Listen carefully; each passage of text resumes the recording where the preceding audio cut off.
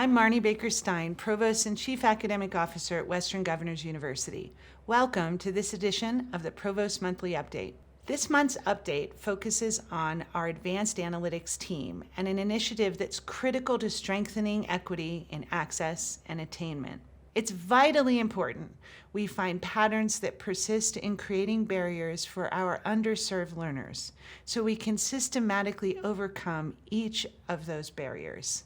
To serve individual learners within these populations, we must identify the patterns and experiences and needs and life circumstances that create these barriers. That's where our equity approach comes in. The next frontier in advancing equity for all of our learners and each of our learners is in the application of methodologies to individualize interventions and policies and systems capabilities to support learners one by one. By applying advanced analytics, we can develop solutions that are personalized to each learner's set of needs.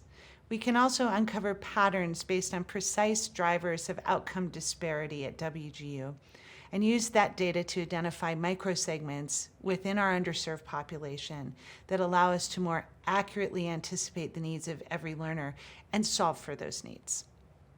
At its core, this work requires us to think like scientists, like learning scientists, in applying the scientific method to understand the complex drivers of inequity that exist in our student populations. Our action research is driven by a desire to know how certain factors affect outcomes for underserved learners. Things like the place where our learners grew up, their academic backgrounds, whether or not they're a caretaker for their family, whether or not they have access to public transportation, their food security, their housing security, but also understand very deeply how the things we are doing across the learner journey in the student life cycle are impacting these students, from the way that we formulate our policies, the way that we interact with students across our student life cycle transactions, from enrollment to instruction to graduation and beyond, the way that we construct our curriculum, the content that we choose, the design of our assessments, the design of our technical systems and user experiences. All of these interactions with students, all of these hero moments that we have with students can create success in a student journey or can cause friction.